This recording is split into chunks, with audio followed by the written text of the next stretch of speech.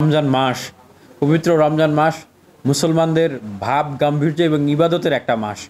এই সময় ছাত্ররা, বিশেষ করে ঢাকা বিশ্ববিদ্যালয়ের ছাত্ররা, তারা ইবাদত করবে। রমজান মাসে রোজা রাখছে তারা, এবং রোজার যে ফজিলত সেগুলো নিয়ে তারা আলোচনা করবে। এটাই তো খুব স্বাভাবিক কথা।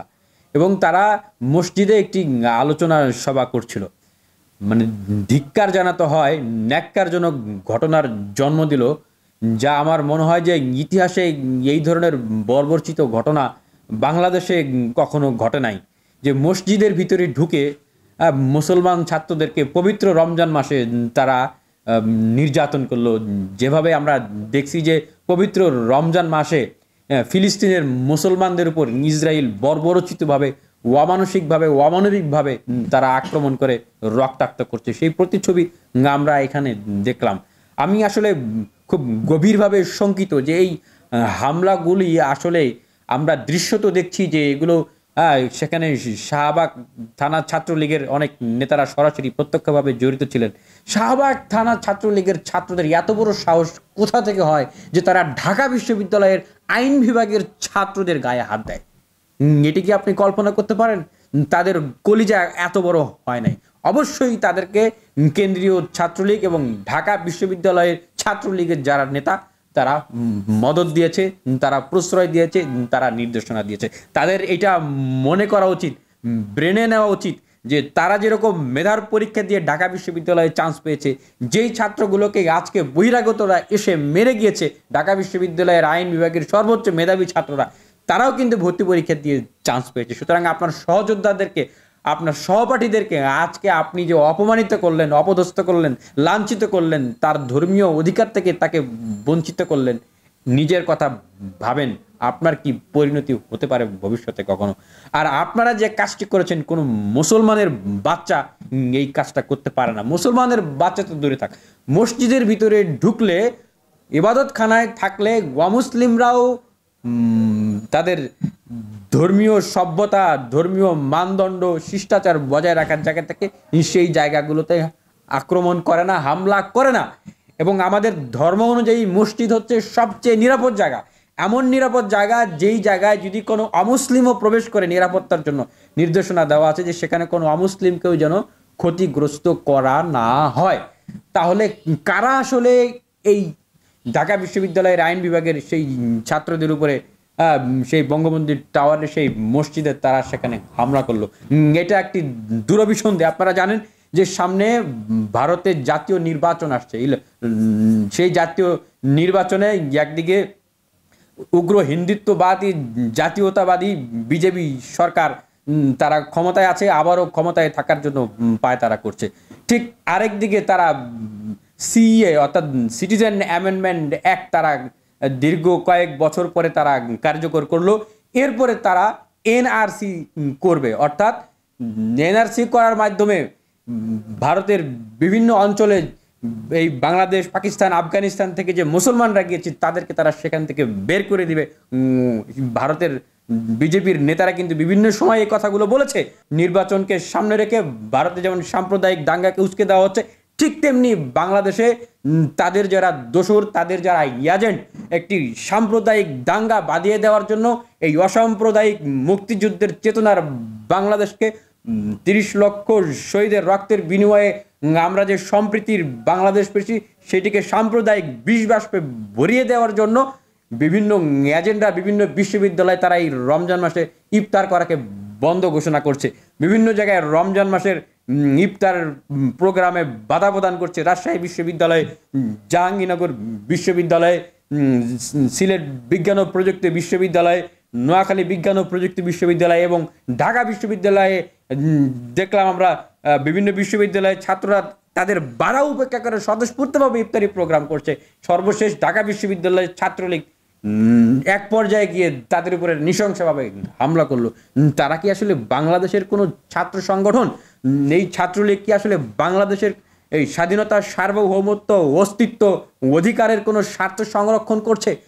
এটি এখন আর বাংলাদেশে আমি বিশ্বাস করতে পারছি না, বাংলাদেশের মানুষও এখন এটি আর বিশ্বাস করছে না। তারা এটাই বিশ্বাস করে যে তাদেরকে যারা বাংলাদেশে ক্ষমতায় বসিয়েছে তারা তাদেরই পারপাস সার্ভ করছে, তাদের পারপাস অনুযায়ী এখন একটি সাম্প্রদায়িক দাঙ্গা তারা বাংলাদেশে সৃষ্টি করবে এবং ভারতের বিভিন্ন অঙ্গরাজ্যের যে মুসলমানরা রয়েছে তাদের উপর দমন পীড়ন করা হবে এবং বাংলাদেশে তাদেরকে ফেরত পাঠানো হবে।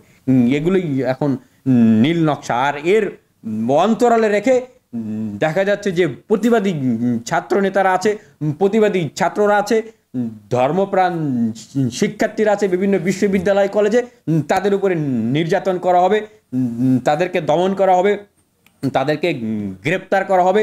তো এটি ঠিকই বলেছেন, এটি একটি বাংলাদেশ একটি ফেসিস্ট রাষ্ট্রে পরিণত হয়েছে। একটি ফেসিস্ট চরিত্রের বহিঃপ্রকাশ হলো শুধু ঢাকা বিশ্ববিদ্যালয় না, বাংলাদেশের প্রতিটি ক্যাম্পাসে ছাত্রলীগের একাধিপত্য বিস্তার। এবং এটা যদি শুধুমাত্র ছাত্র সমাজ হিসাবে ছাত্রলীগ দেশীয় অস্ত্র নিয়ে যেভাবে হামলা করে সেটি মানা যেত, কিন্তু এখানে যখন আইন শৃঙ্খলা বাহিনী, পুলিশ প্রশাসন, গোয়েন্দা সংস্থা, তদুপরি যারা কিছুটা নিউট্রাল ভূমিকা হলো যাদের কাছে প্রত্যাশা করি আমরা যে বিশ্ববিদ্যালয় প্রশাসন, তারা সরাসরি ন্যাক্কারজনক ভূমিকা অবতীর্ণ হয়েছে। তারা ছাত্রলীগকে সরাসরি শেল্টার দিচ্ছে, শেল্টার দিয়ে এবং ছাত্রলীগের সকল কুকর্মকে তারা জায়েজ করছে।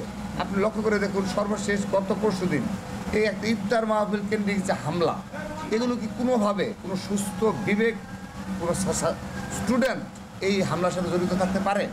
এটি সারা বাংলাদেশের সাধারণ শিক্ষার্থীদের হৃদয়কে নাড়া দিয়েছে, সাধারণ জনগণকে হৃদয়কে নাড়া দিয়েছে।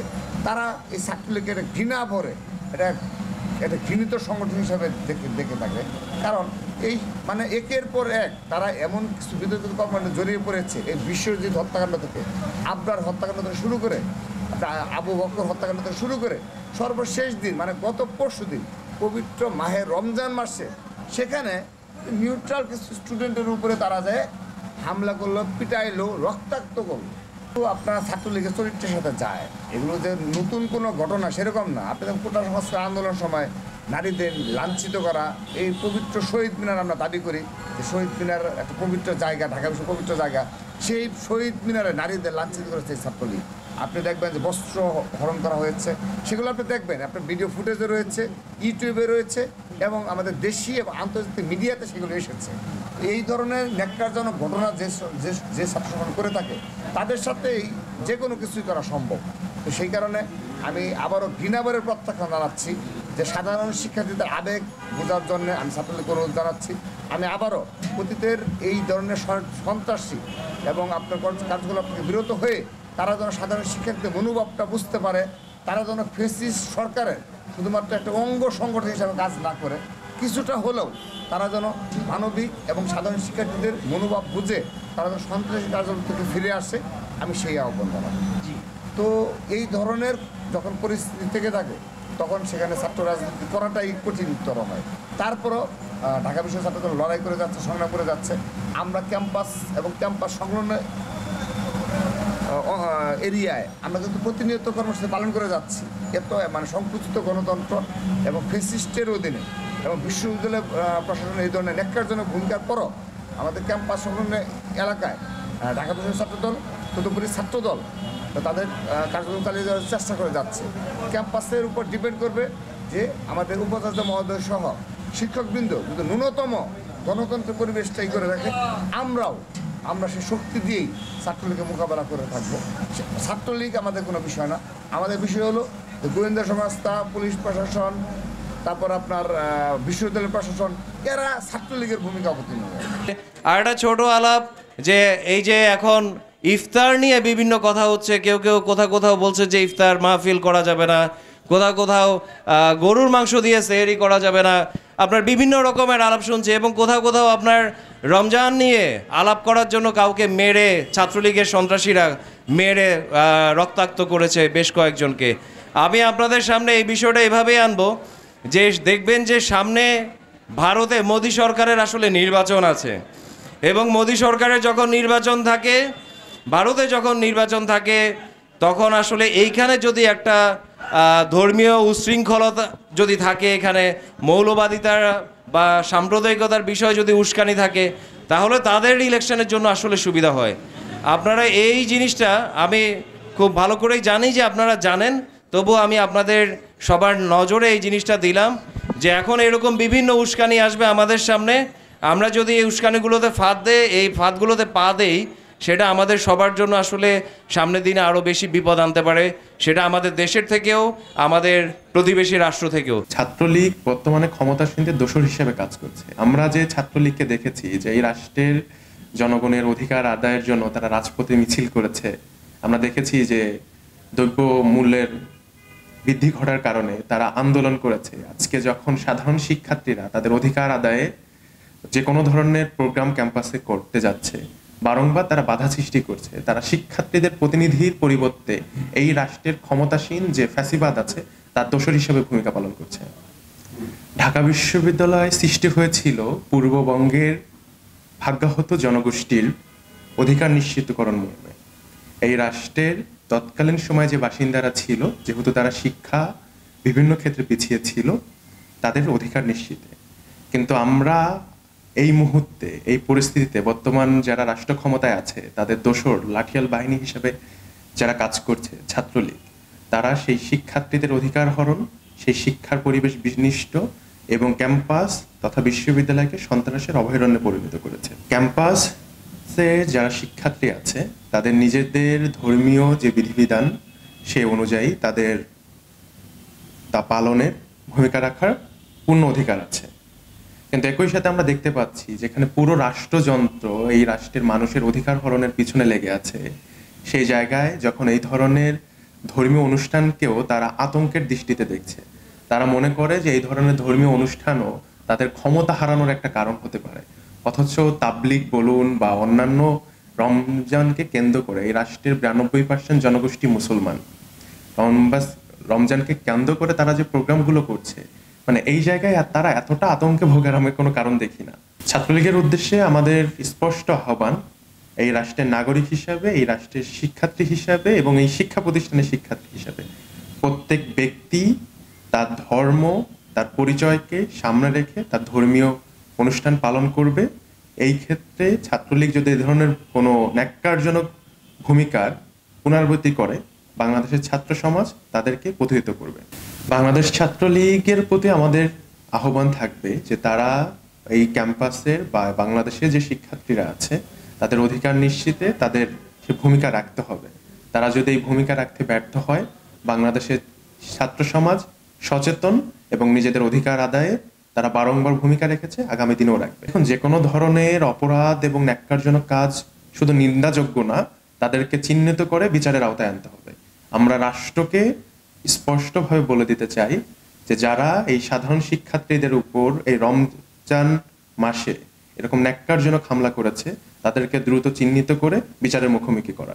এই বাংলাদেশ হাজার বছরের কৃষ্টি কালচার, এই জমিনের মানুষ হাজার বছর আগে মুসলমান হয়েছে। হাজার বছর ধরে আমরা রোজা রাখি, ইফতার করি, কারো কোনো সার্কুলার চোখ রাঙ্গানি এই নোটিফিকেশন দিয়ে ইফতার মাহফিল বন্ধ করা যাবে না। সরকারকে বলবো 95% মানুষের বিরুদ্ধে দাঁড়িয়ে আপনারা খড়কুটার মতো ভেসে যাবেন, সেই দিনের জন্য অপেক্ষা করেন। রোজা রাখবেন, রোজার যে সিয়াম সাধনা সেটা নিজেদের জীবনে পালন করবেন এবং দুনিয়াবাসীকে দেখিয়ে একটা খেজুর হলেও আসেন রাজপথে বসে দুঃখী মানুষদের সাথে শেয়ার করে আমরা যেখানে মানুষ আছে সেখানে বসে ইফতার মাহফিল করব। দেখি তোরা কিভাবে আমাদের ইফতার মাহফিল বন্ধ করবে। আন্দোলন চলে, কিন্তু কয়েক বছর যাবত একটা জিনিস ভালো করে খেয়াল করলাম, ইফতার রোজা আসলে ইফতার মাহফিল নিয়ে, ইফতার সভা নিয়ে একটা সিগন্যাল আমাদের মাঝে বারবার আসে। গত কয়েকদিন যাবত আমরা দেখতেছি এই ইফতার মাহফিলগুলো নিয়ে এক হাঙ্গামা তৈরি হয়েছে, ইফতার মাহফিল নিয়ে এক বিতর্ক তৈরি হয়েছে। ইফতার মাহফিল করতে গিয়ে আমার ভাইদেরকে রক্তাক্ত করেছে। আমি বলবো, আমি তো হাজী শরিয়াতুল্লাহর বংশের সন্তান, আমি তো হাজী শরিয়াতুল্লাহর বংশের সন্তান। আমাদেরকে বাদ দিয়ে বাংলাদেশের গোটা ভারতবর্ষের ইতিহাস আপনারা পরিপূর্ণ করতে পারবেন না।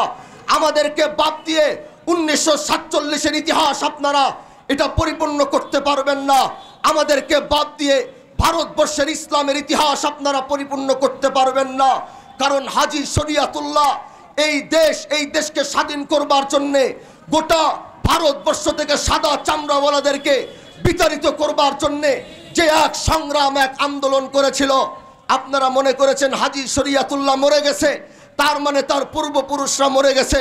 আমরা বলবো না, হাজী শরিয়াতুল্লাহ এই দেশের স্বার্থে, দেশের মানুষের স্বার্থে যেই ভূমিকা সে পালন করেছে, আল্লাহ যদি আমাদেরকে বাঁচায় রাখবে, আমরা এই দেশের মানুষের জন্য সেই ভূমিকা পালন করবো ইনশাআল্লাহ। তো তাহলে এই ঢাকা ইউনিভার্সিটি হইতো না, তারা যদি না দিত এত বড় বিশ্ববিদ্যালয় বাংলাদেশে থাকতো না।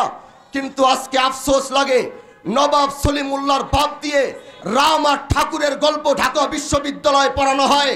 আরে এটা তো আমাদের বাপ দাদার সম্পত্তি।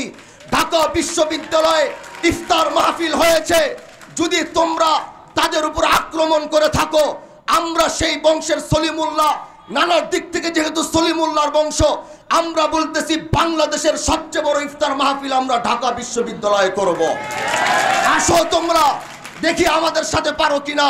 মনে রাখবা, আমাদের বাপ দাদার জমিনের উপরে তোমরা শিক্ষিত হয়েছো, আমাদের বাপ দাদার দানের জমিতে তোমরা আজকে বড় বড় পর্যায়ে সরকারি কর্মকর্তা হয়েছো।